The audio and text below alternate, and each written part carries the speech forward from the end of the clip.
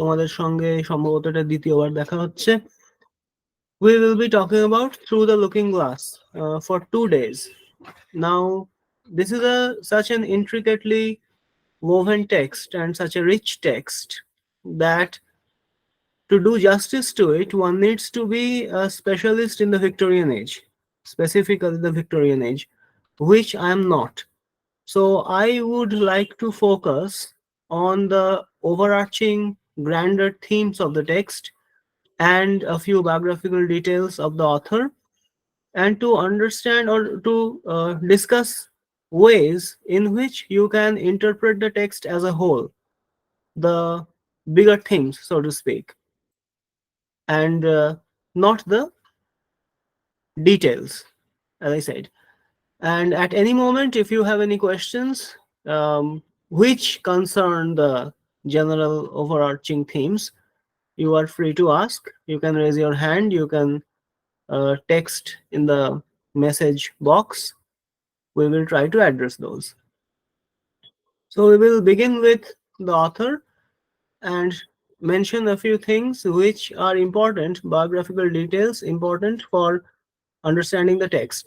Now, there is a theory, there is an opinion among critics that the text is separate from the author, and the author's biographical details are not necessarily relevant to the discussion of a text.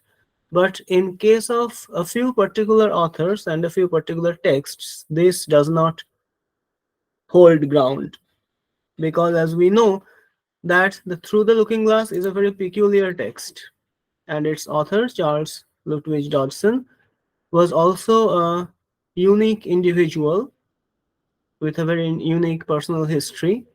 We have to mention at least a few of his biographical details to understand some things about Through the Looking Glass.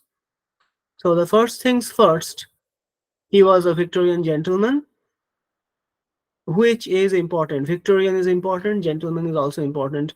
Remember that England was at its height of imperial power and everything, and the gentlemen, the affluent classes of Victorian England, had a lot of moral codes. That is why Victorian, the word Victorian, nowadays, for a long time, has also come to mean prude, or anything that is,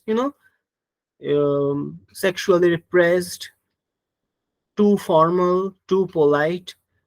Many of the stereotypes or stereotypical characteristics of the Englishman derive from Victorian sentimentality or Victorian prudishness, so to speak. And in Through the Looking Glass, this is probably the most evident thing which has been satirized.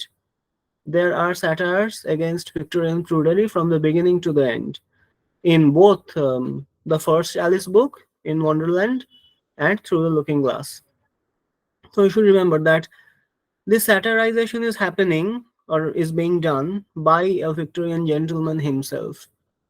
And now you see, it's a very playful text. There are plays with words and with numbers. And the man was professionally a number cruncher, a mathematician, and he was a genius mathematician. He was a precocious child. If you read up his biographies available online in any of the many platforms of the internet, he was a mathematician, and Through the Looking Glass and Alice in Wonderland are not the only texts that he wrote. He wrote two kinds of texts. One is fantasy, the other is mathematics books. So that was another side to him, and it naturally relates to the elements of tricks and games of numbers that you find in Through the Looking Glass. Then he was a stammerer, and he did not stammer with everybody. He stammered with people who were perceptibly higher than him in the social hierarchy.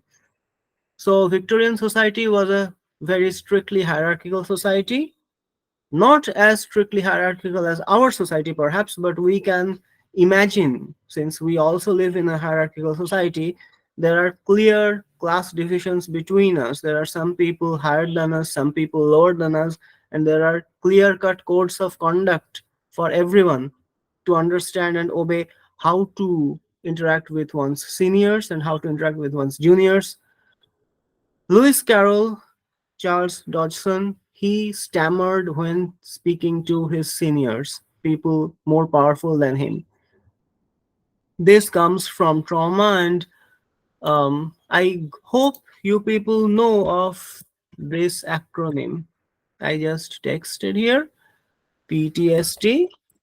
It is um, the full thing is post traumatic stress disorder. Right. So, authority may have exerted some negative influences on him. There must have been traumatic memories in his childhood. He was one of many children in the family. That was also very common. Victorian families used to be quite large. And remembered that he was socially not entirely capable, particularly while interacting with his seniors. However, there are contrary opinions about this. Some people have said that he was a very capable mimic, or he could make impressions of other people at gatherings. But this is not incongruent with the previous information because people adapt to different circumstances. So perhaps this was an area of expertise for Charles, that he could mimic other people.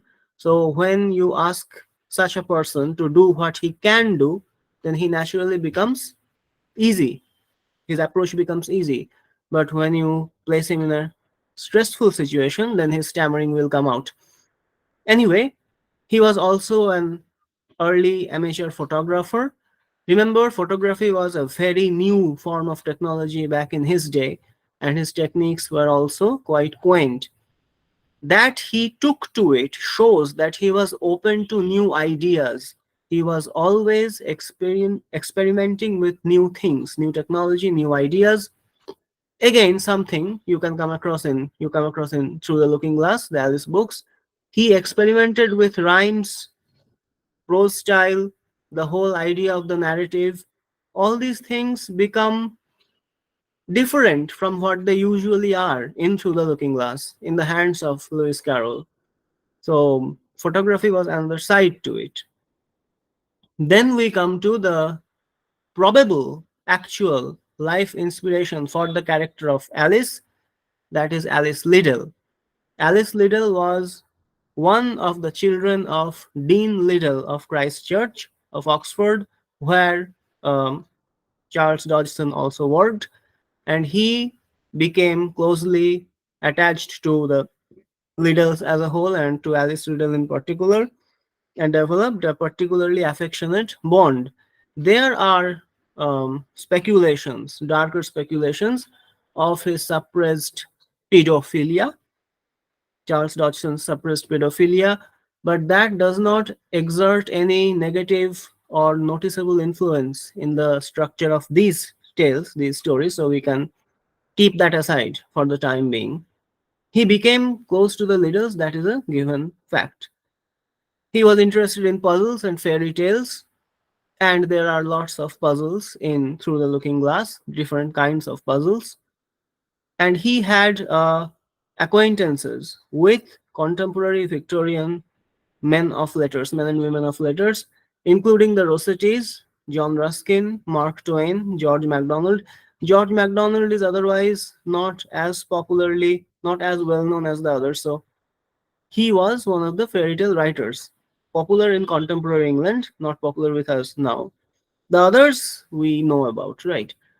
Rossettis were pre-Raphaelites, so was John Ruskin, an influencer. Mark Twain is the famous writer of many comic narratives, and he was an acquaintance of all these people and more. So he had the social circle. Now, coming to the themes, there are overarching themes. Apart from the jokes that you find between almost every two lines of Through the Looking Glass, most jokes concern the setting, that place at that time, Victorian England, and some are even personal jokes which could be understood only by himself and the little family. Remember that although Through the Looking Glass was not written for the littles, the Alice's Adventures in Wonderland, the earlier book, was actually meant for the little family at first, and he was urged by the littles, his first readers, to make it public, to publish it. Anyway, that's the thing, another thing. And the themes that I can say something about include the idea of nonsense as a whole, because he himself said that this is a nonsense book. Everybody talks about nonsense literature, and Lewis Carroll being one of the stalwarts of nonsense literature. Then we try to critique the idea of nonsense and come to the process of meaning making. How do you understand what something means, and what does it mean for something to mean anything? Things like that. Then there are some subtle features of the text which are not proclaimed to be its themes, but which a conscious reader would invariably notice, such as that of the solitary child. And there are some things I thought I should point out about the protagonist here, the solitary child, Alice. And there are certain ways in which we can relate the text to our lives here, right now, in Malda 2024. So I planned to talk about it as the last item today, as the bigger picture. Now, if you ask me about what I will be talking about tomorrow I will try to relate Through the Looking Glass to other texts in English and Bangla, written at the time of Lewis Carroll and afterwards, and do a comparative study of these texts and see what we can find. So, for now, one by one, the features. I hope you can see the presentation here, the screen. So, the idea of nonsense. Nonsense means which makes no sense, which has no meaning. But strictly speaking, why have I put it within double quotes? Because my point here is nothing is nonsense to a human mind.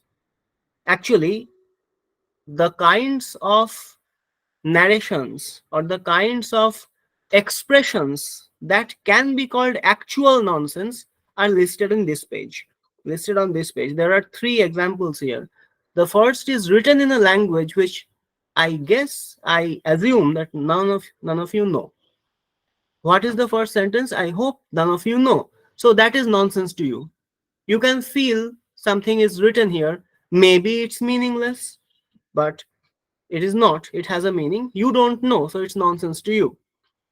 The second is a false statement, a false mathematical statement. So it's wrong. It cannot be true. So you can say if someone says 2 plus 2 equals 5, it's wrong. He is speaking nonsense.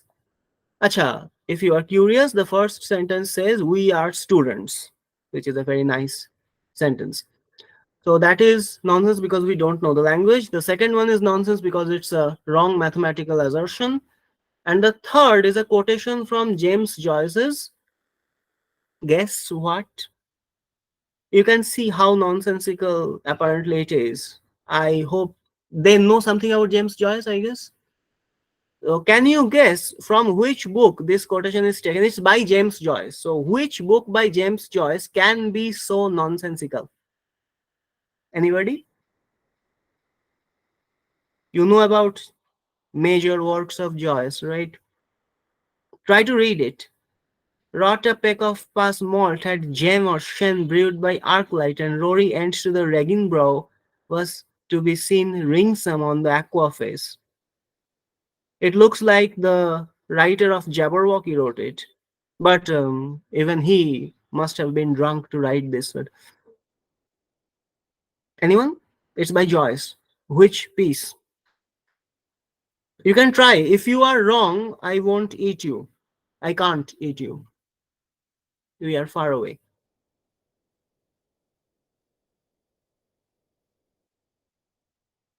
It's Finnegan's Wake.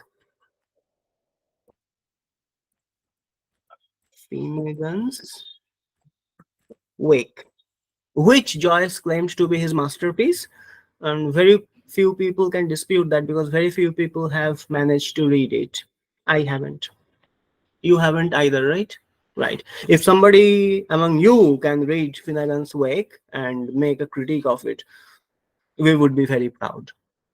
Anyway, so this is nonsense to us because what I have heard about Finnegan's Wake is that he brings in lots of allusions to different cultures and different historical time periods and fills each sentence with them. Suppose wrought a peck of Pa's malt, there is some allusion to Pa. This Pa may be some mythological character or a god. This peck may be something mythological or historical, something related to Ireland or something. Jem and Shen, they may be historical characters. Okay, we don't know. So although the language is English, the language is something we understand, still the things it is talking about are totally alien to us, almost entirely alien to us. I have read one page of Finnegan's Wake and there was the word Godavari to it. So I understood what that is, but I did not understand how it relates to the rest of the sentence or the rest of the story, the narrative. And people who don't know about Godavari River, they would not understand even that. So that is practically nonsense for us. Okay.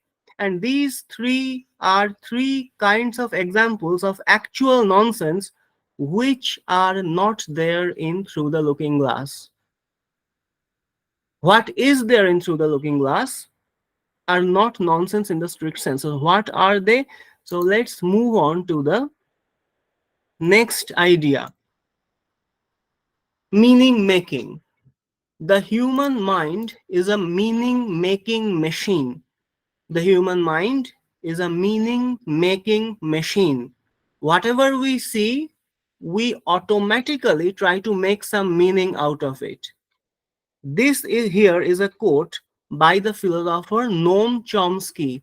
Noam Chomsky. I hope maybe not all of you, but some of you may have heard about him. He is still alive, right? Yeah, he is still alive. Noam Chomsky uh, gave this as a demonstration of how automatically our brain makes meaning out of apparently meaningless things. Colorless green ideas sleep furiously. When you hear it, when you read it, you feel something is happening. But try to look at the details. Does it make any sense? If it's colorless, how can it be green? But our mind still tries to make meaning out of it. I will tell you what my mind does with it. My mind thinks of something like water, but then maybe it's greenish, tinged with green. Maybe it's water with, raw mango juice or something. That it is transparent, but it's somehow green. But then another challenge, colorless green ideas. How can ideas have any color or colorlessness? Ideas are not supposed to be colorful, right? But still, our brain tries to think in a metaphorical sense now. Maybe green ideas means ideas of youth. Maybe green ideas means ideas of life. And somehow they are also colorless, means somehow they are sad. Because we are automatically trying to figure out or trying to assign meanings which we have learned to associate with between different words throughout our lives. We know that green means life. We know that green means young. We know colorless means either something like water, which is absolutely colorless, or colorless means, phakashe, pale, something which is morose, something which lacks life, something which is dead, something like ash. Okay, so these are happening at the same time in our minds when we read something like this, which is literally nonsense. And then again, the challenges are not over. What are the colorless green ideas doing? They are sleeping. How can ideas sleep? Now another range of learned behaviors, ideas sleeping or sleeping ideas, means we could think a lot of things, but our existence, our socioeconomic conditions, maybe this time of history, we are not used to expressing our ideas, so that may be an interpretation of sleeping ideas or something. No, the mind is randomly trying to make connections between these words. The last challenge is the adverb furiously. If even if everything else is accepted, how can something which is sleeping also be furious? You are furious, anything is furious when at least they are awake. How can you sleep furiously? So there are several layers of impossibility in this short sentence. And still, when we read it, we feel it means something because we are inherently meaning making creatures. Our brains are inherently meaning making machines. Okay? So, there is a very interesting meme which I have shared with you here. It came out quite a few years ago, but it shows the point of meaning making very brilliantly. And uh, I gather that it's important in context of the text. Any noun can become a verb if you don't care enough. And this is very English. This is a very English thing. This also shows the versatility of the language English. Pay attention to it. Any noun can become a verb if you don't care enough. In Bangla, it's not possible.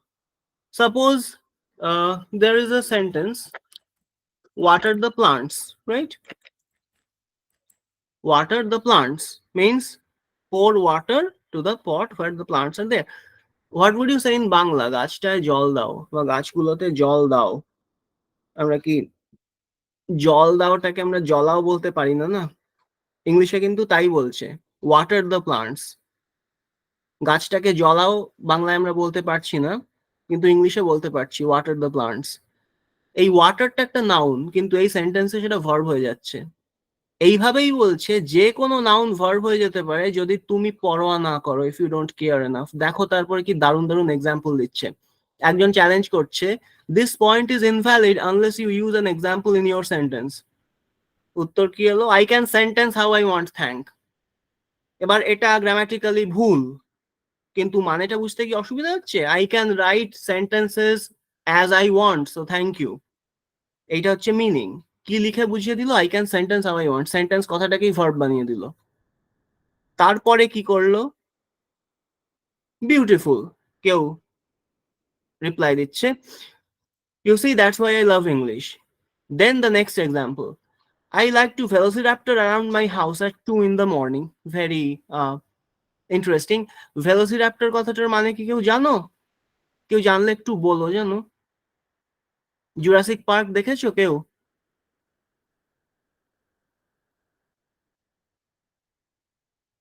ওকে, হয়তো দেখোনি। Velociraptor হচ্ছে এক রকমের ছোট ছোট মাংসাশী dinosaur ছিল, মোটামুটি মানুষের মতনই সাইজ ছিল।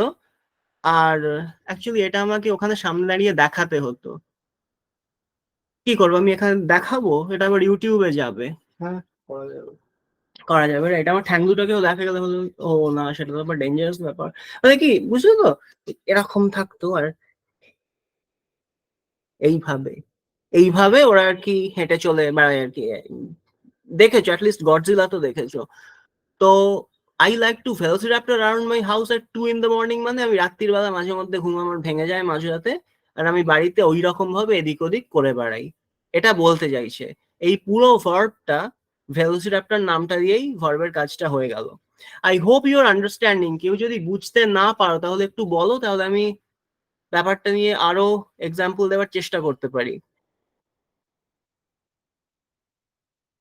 যদি কিছু না বলো তাহলে বুঝে নেবো যে বুঝে গেছো, আর পরেরটায় চলে যাবো।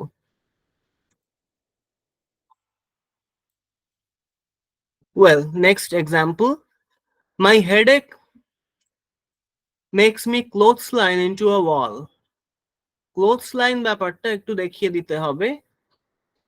ক্লোথসলাইন মানে হচ্ছে বেসিক্যালি একটা কাপড় শুকোতে দেওয়ার তার, ঠিক আছে, যেখানে পরপর অনেকগুলো কাপড় শুকোতে দিচ্ছে। এবার কল্পনা করো সেই রকম একটা তারকে, আর কল্পনা করো প্রচন্ড মাথা ব্যথা আটকানোর জন্য কেউ দেওয়ালে মাথা কুটছে। এবার পুরো একটা সিন কল্পনা করো, যেন দেওয়ালে মাথা কুটে এইভাবে মাথাটা ঠুকলো আর পুরো দেওয়ালের সঙ্গে সেটে গেল, যেন একটা লম্বা দড়িতে অনেকগুলো কাপড় যেভাবে পতপত করে উঠতে থাকে সেইভাবেও মাথা ঘুরছে দেওয়ালে। এই ব্যাপারটা বোঝাতে চাইছে। আর কি সুন্দরভাবে বোঝাচ্ছে, my headache makes me want to clothesline into a wall, clothesline কথাটাকে ভার্ব বানিয়ে দিচ্ছে। And then again, you feel it makes sense, but literally, grammatically, it does not make sense, but you still understand it. So why do these make some semblance of sense? Because brains don't brain logically. আর একটা সুন্দর sentence, brains do brain logically, last entry in this meme, but when English doesn't logic Englishly, brain brains by itself to logic that English. যে জিনিসটা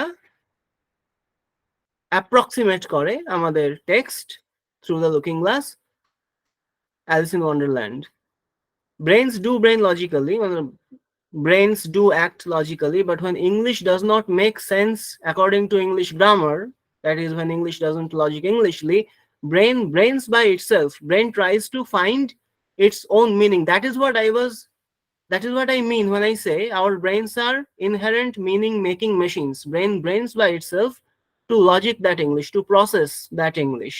Okay. And as you can understand, it is easy with English, but not so easy with Bangla, for example, the other language that we all know. গাছটাকে জলাও বলা যায় না।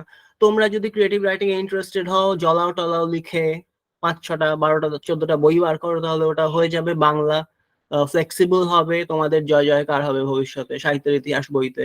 So please go ahead. মানে দেখছো তো, আমরা যে জিনিসটা এইমাত্র বললাম সেটা বাংলার তুলনায় ইংরেজির একটা অ্যাডভান্টেজের কথা বললাম। এবার যদি তোমরা প্যাশনেট বাংলা লাভার হও তাহলে এটা দেখতে পারো।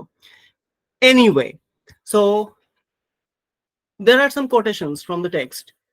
This sounded a very good reason, and Alice was quite pleased to know it. This was happening somewhere where who was talking about those food insects? Was it the White King or White Queen?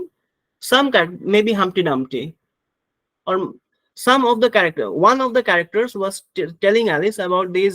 You remember bread and butterfly and snapdragonfly and rocking horsefly, those insects?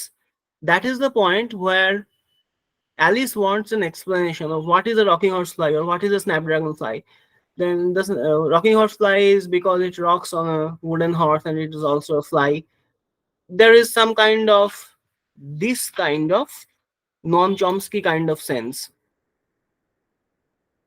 This kind of a sense. This is the kind of sense that most through the looking glass sentences make. Okay, let's green ideas, sleep furiously. So that's what Alice was understanding, and Alice was satisfied with. This sounded a very good reason, and Alice was quite pleased to know it. And again, there is an instance of the Red Queen declaring that even a joke should have some meaning. So we again and again come to the sense, come to the feeling that the text is not meant to be nonsense. It is meant to make meanings. It is meant to make suggestions. And there is no such thing as absurd. Actually, I should have written nonsense right here. So just let's change it. Absurd has somewhat different connotations. So there is no such thing as nonsense. The text may rather be viewed as containing multiple meanings or multisensical, whatever, if you like to call that. So much for meaning making. Now coming to the second theme that I would like to draw attention to, the solitary child. Alice as the solitary child, and she is not a very regular child. She talks to herself, especially when alone. And when you think that the whole adventure may be Alice's dream, it becomes apparent that all these creatures are figments of her imagination. So she is essentially always alone, and all these conversations she is having with figments of her own imagination. So she is having conversations with herself, and even in that she is occasionally actually absolutely alone, and she talks to herself. And she is ridiculously polite, not just polite, but ridiculously polite. And why is that important? Because one of the Victorian stereotypes is that you have to be polite. If you are a good girl or a good child, good citizen, you have to be polite. although she is faced with outrageously nonsensical situations, she is never not polite. And why? She cannot express herself when she is very angry. She cannot be angry when she is very bewildered. She struggles hard to choose moderative words. When she is very astonished, she says something like, I'm quite astonished, it's not exactly usual, things like that. She tones down her emotions all the time, every time. And still, she is disobedient and independent occasionally when the demands of the other characters, particularly the authority figures like the queens and Humpty Dumpty, when they make demands which are not possible for her to follow, she does try to assert her independence by disobeying them. Something like Ahingsha Asahayog, if you would like. Okay. In Alice's position, that is all she could do. She could do a sort of non-violent non-cooperation. The text is not violent, but the non-cooperation is very much there. Right. Now, coming to the bigger picture, which basically um, I thought is the real takeaway of the text. What is the feeling that you get with Alice as you move into the world of the text, as you move with Alice through the forests of the looking glass, the world of the looking glass? And this is not probably applicable to a child reader, because to a child reader, the reader who is himself or herself a small child, it would be just an adventure of full of wonders. But when you are an adult, when you are trying to, when your meaning making capabilities have developed, then this is something you would face. Things slip about, you try grasping it and it changes.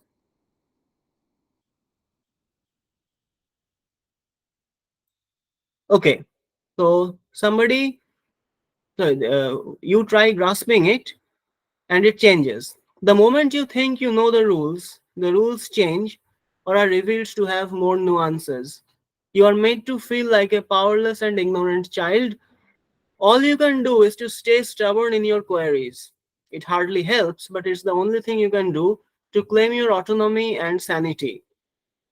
So the point here is, when we are in through the looking glass, the wonders she is facing are wonderful even to us. So we are as clueless as she is. Okay, so we are on in her shoes. We are on the same level, on the same page with her. Now the point is that the physical world and basic social world look this way to a child. When you are a very small child, you don't know how anything works. So everything is a surprise for you. So that is natural. But in our society, even adults sometimes feel like this in the advanced socio-political world. The advanced socio-political world looks this way to most adults. As with late Victorian England, so with Indiana. What do I mean? I mean that if you try to think of how different organs of our society works, the mechanism is not clear. You have to study a lot of law, for example, to understand how many basic operations happen in society. A very common thing is to pay attention to your terms of services of all the apps that you download. I am sure all of you have at least some apps downloaded, and you must have noticed that whenever you download an app, they have a page full of very small writings and a lot of such writings, and you have to accept those. And they are the terms and conditions that you are agreeing to. Only then will you be able to download the app. Do you read them? Can you read them?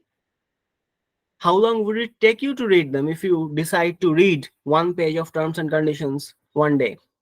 কেউ যদি থাকো যে কোনো অ্যাপের terms পড়েছো, তাহলে please হাত তোলো আর বলো, তোমাকে আমরা কোনো না কোনো ভাবে সংবর্ধনা দেবই দেব, কিন্তু প্লিজ বলো কেউ পড়েছো কি? আমি পড়িনি, আর আমি ডজন ডজন অ্যাপ ডাউনলোড করে রেখে দিয়েছি। আমি অ্যাজিউম করছি সেটাই তোমরাও করেছো। তো ব্যাপারটা কি, রিয়েল ওয়ার্ল্ডের ফাংশনটা এতই কমপ্লিকেটেড হয়ে গেছে, এবং যারা অনেক কিছু আসলে নিয়ন্ত্রণ করে তারা এতটাই আউট অফ টাচ হয়ে গেছে আমাদের থেকে, মানে কমন কনজিউমার প্রডিউসারের থেকে, যে আমাদের অবস্থাটা অনেকটাই ওয়ান্ডারল্যান্ডে অ্যালিসের মতো। বুঝেছো? মানে সেটা আমি বুঝেছি, তোমাদেরকে আমি জিজ্ঞেস করবো, তাই না? The shifting is systemic corruption. মানে why has this distancing become necessary?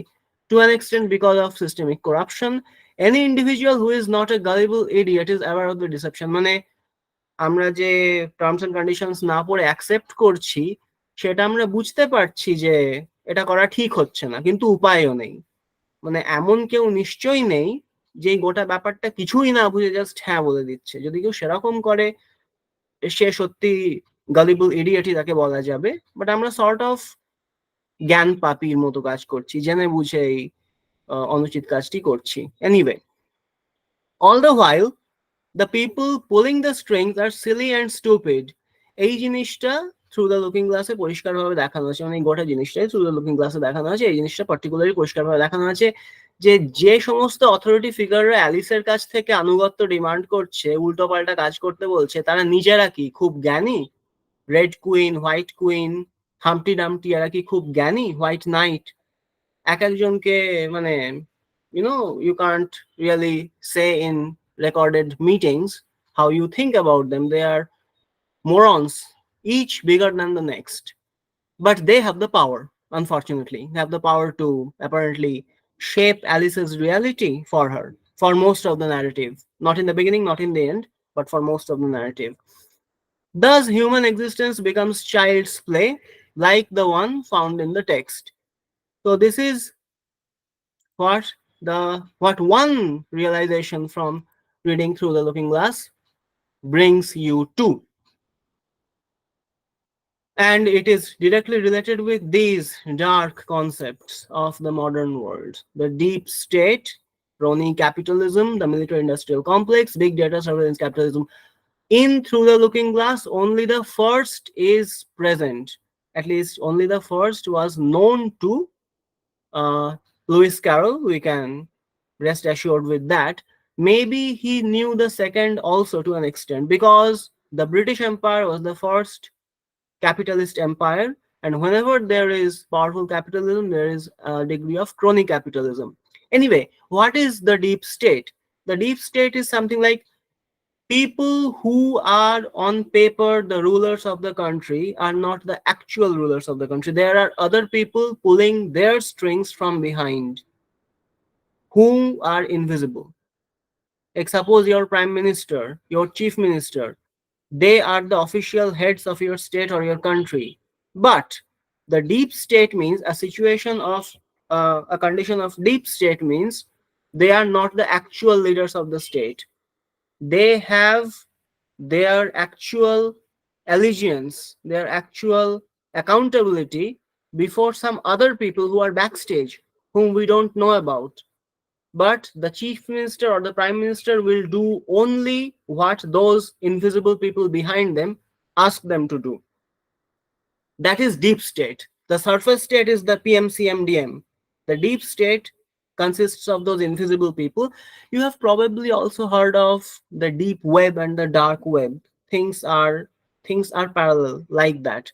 Not entirely, but to an extent. Then we come to crony capitalism. In our present scenario, deep state is inseparable from crony capitalism. What is a crony? A crony means a shangak, dost, yar dost, friend in a casual sense, very casual friend. When you have very rich industrialists as associates of your elected leaders, that is crony capitalism. Basically a deep state, but the string pullers are capitalists. And who are their cronies? The elected leaders are their cronies. Okay. Please use your example, your experience, your knowledge to make the necessary connections here. Everything cannot be said in recorded meetings. So that is there. And being a citizen of Victorian British Empire, I believe any conscious citizen like Lewis Carroll would have had some exposure to, some acquaintance with the workings of deep state and crony capitalism. Nowadays, the system has elaborated itself and the military industrial complex has been formed. ever since the 20th century. Weapons have become mass destruction, weapons of mass destruction. There have been lots of them invented. And you see, who wants warfare? Modern warfare is very dangerous. Who wants warfare? No citizen wants. So why is it happening like that? You know the ongoing conflict. It is not a conflict, it's sort of a pogrom. Israel is destroying Palestine. How can it do so? There are only two countries which consistently support Israel, Israel itself and the US of A. So, how can the US have its way when every other country is against it? So, there are huge imbalances at work in the world which are absurd. There are huge non human, inhuman conditioning conditions prevalent in the world, which are again very nonsensical but still true. It is like we are all, looking through the looking glass, and we are all a proxy of Alice. That is the point. And it's a very dark thing. It's not funny at all, which is not true of Alice in Wonderland. That was a significantly lighter and funny book. But this is a very dark book. Anyway, and the last point that I have written, actually, I have touched on it a bit already. Big data and surveillance capitalism. Surveillance capitalism means whatever you do online, whatever you like on Facebook, whatever pages you visit, they track everything. There have been fat books written on it, long lectures delivered on it. It is nowadays, if you look closely, you would know, many people know that the tech giants are tracking us. They are monetizing all our actions on social media. For example, ad agencies are paying Facebook to know our preferences. Facebook knows our preferences, which pictures we like, for how long we watch a video, what we don't like to watch, at what time of day are we most likely to watch a particular kind of video. All these things Facebook knows, and they sell these information to ad providers. I don't know. I have had some experience, maybe David also has, and other people also have, that suppose you are actually talking to your friend about a light bulb. You are just talking, and when you finish that talk and you turn on your phone, immediately Amazon shows you advertisements of light bulbs. Things like this have been happening for quite some time, and other things like that. So we are being mapped, tracked, copied, used, sold by tech giants. This is called surveillance capitalism. And all these things have very fat books on them. You can access them all um, in very helpful but so called illegal places also. But there are enough legal aids as well. Libgen, things like that. Good. So keep using that. And all right, thank you. That is what I had to say. As I said, I am not an Alice expert or a Victorian expert. I just enjoy certain connections, finding out connections between different things. If you have any questions, you are now to ask. If you have suggestions, you are now to share. If you have experiences, you are free to share. Please do share. So go on. I'm done. হ্যাঁ, প্রশ্নটা বাংলাতেও করতে পারো। আমরা প্রত্যেকেই নিশ্চয়ই এই দুটো ভাষাই জানি।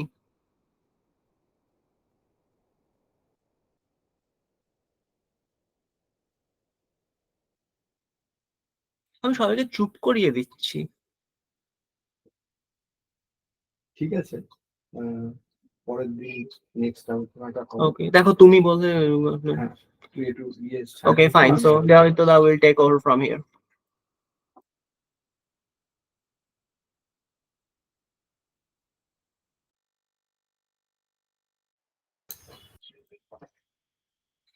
বেশ, আলোচনা আমি সামনে বসেই শুনছিলাম। খুবই ইন্টারেস্টিং আলোচনা হয়েছে।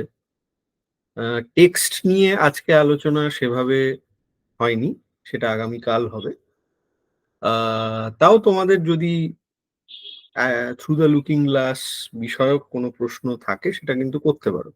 মানে আজকে যদি সেটার উত্তর নাও দেওয়া সম্ভব হয়, আগামীকাল নিশ্চয়ই দেওয়া হবে।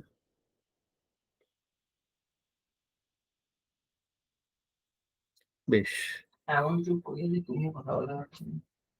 আচ্ছা একটা হ্যাঁ নেই স্যার, ওকে ওকে আজকে কোনো প্রশ্ন নেই, তবে কালকে দেখা যায়। শিওর। শুধু একটা আমি রিকোয়েস্ট করছি সবাইকে, যদি কেউ কেউ এখনো ফিল্মটা না দেখে থাকো, অ্যাটলিস্ট আজকে দেখো, আজকে এই এখন শেষ করছি আমরা, কালকে আমরা সকালেই বসবো, এই ধরে নাও 11:30 থেকে 12টা, এক্সাক্ট টাইমটা আমি জানিয়ে দেবো। তোমরা অ্যাটলিস্ট ফিল্মটা দেখে নি, because this after this we probably will not get the time to discuss through the looking glass within the classroom, because elections are drawing near and we will as usual have a very difficult time wrapping up the syllabus due to the shortage of time. Anyway, thank you everyone. কালকে আমরা আবার বসছি, ওই যেটা বললাম, হয় 11:30 নালে 12টা, আমি আজকে সন্ধ্যে 6টা 6:30টার মধ্যে আমি টাইমটা কনফার্ম করবো। ঠিক আছে, থ্যাংক ইউ, তোমরা আপাতত আসতে পারো।